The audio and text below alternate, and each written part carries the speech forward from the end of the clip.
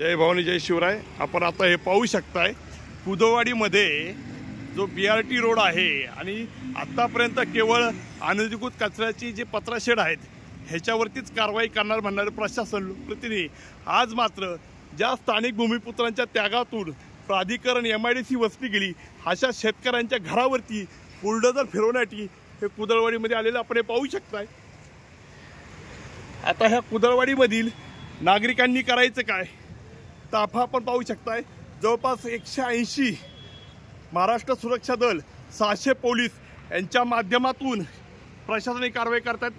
सुरुवात केली होती रोहिंग्या बांगलादेशीची आणि आज अर्थकारण एवढं मोठं बिल्डर लॉबीचं फिरलं गेलंय की स्थानिकांच्या घरावर बुलडोझर हे फिरवत आहेत। आता सद्यस्थितीला 10वी 12वीच्या परीक्षा चालू आहेत आणि आपण हे पाहू शकताय अतिरेकी कारवाई चालू आहे। प्रशासनाचा प्रमुख म्हणून आयुक्तांनी कायद्याने अपेक्षित असणारं काम करणं गरजेचं आहे। एकीकडे पूररेषेमधील बांधकामांना प्लॉटिंग करून 3200 बांधकामं पिंपरी चिंचवडमधील पावणा मुळा इंद्रायणीकाठी वसलेले आहेत। सुप्रीम कोर्टाचे NBTचे आदेश असून देखील 4 महिन्यापूर्वी नोटिसा काढून देखील तिथं प्रशासन धजावत नाही आहे। मात्र कुदळवाडीमधील स्थानिक ग्रामस्थांना अक्षरशः परागंदा करण्याचं काम चाललेलं आहे। कारण ह्याच्या मागे अर्थकारण राजकारण आहे।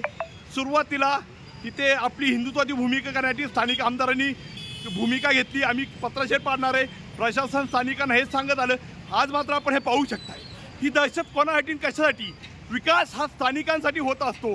आरक्षणाचा उद्देश सरसकट टाकणे हा नसून स्थानिक लोकांचं जीवनमान उंचावण्यासाठी आगामी 20-25 वर्षांचा आराखडा डोळ्यासमोर तजवीज करायची असते। पण आपण हे पाहू शकत असाल पिंपरी चिंचवडमधील समाविष्ट गावांमध्ये ह्या चिखलीवरती कायम अन्याय झाला। दाट नागरी वस्तीच्या कामगारांच्या घरावरून रस्त्यांचे आरक्षण ठेवली।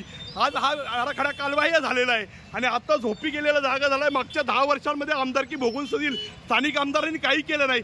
आज मात्र मी काहीतरी करतोय अशा आविर्भावात चालत आहेत। कालच चिखली कुदळवाडीमधील सर्व स्थानिक महिला भगिनी ह्या आमदारांच्या निवासस्थानी भेटायला गेल्या होत्या।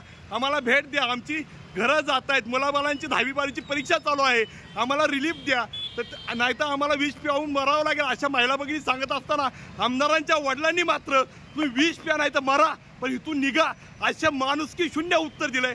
आज हा कुदळवाडी चिखलीमध्ये मानवतेचा माणुसकीचा प्रश्न निर्माण झालेला आहे। राज्य शासन मानवी अधिकार या मानवाधिकार आयोग यामध्ये लक्ष देणार आहे का की नागरिकांना फक्त फरफटच भोगावी लागेल? खऱ्या अर्थानं आंधळ जातंय कुत्रपीठ खातंय असा प्रकार हा कुदळवाडीमध्ये चालू आहे। एकीकडे सांगताय तुम्ही की आम्ही विकासासाठी जनतेच्या हितासाठी कटिबद्ध आहोत, एकीकडे झोपडपट्टीवासियांना SRAच्या माध्यमातून करदात्यांच्या पैशातून घरं बांधून दिली जातात। केंद्र शासनामध्ये पंतप्रधान नरेंद्र मोदी म्हणतात की 2022 पर्यंत आम्ही सर्वांना घर देऊ, त्याच्यावर काम चालू आहे। इथं मात्र नागरिकांनी पै कष्टाने गोळा केलेल्या पैशाची ती जी बांधकामं केली ही पाडण्यासाठी येत आहेत। दुसरीकडे मेड इन इंडियाचा आगाज केला जातो, नवउद्योजक तयार होत असं म्हटलं जातं आणि इथं मात्र करोडोंची इन्व्हेस्टमेंट करणाऱ्या व रिकाम्या कामांना हात देणाऱ्या उद्योजकांवरती मात्र करोडोंच्या मशिनी ही जमीनदोस्त केली जात आहे।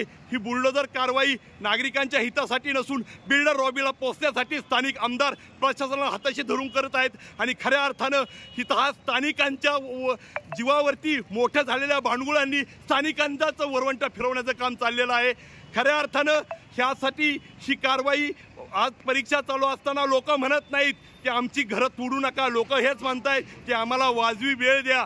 जर तुम्ही पूररेषेतील बांधकामाला 4-4 महिन्यांपूर्वी नोटिसा देऊन तिथं कारवाई करत नाही कारण तिथं अर्थपूर्ण हिथं संबंध दडलेले आहेत, हिथं मात्र सर्वसामान्य वाली कोण नाही ह्याची जाणीव प्रकर्षाने होत आहे। आज खऱ्या अर्थानं चिखलीचा ढाण्या वाघ दत्ता काका साने असते तर निश्चितच ह्या चिखलीला वरती वक्र दृष्टिकोन पाहण्याची वेळ हे आली नसती। उपरे नेतृत्व अंगावर घेतल्यानं खांद्यावर घेतल्यानं काय होतं ह्याची आज प्रचिती समस्त कुदळवाडी ग्रामस्थ घेत आहेत। जय शिवराय।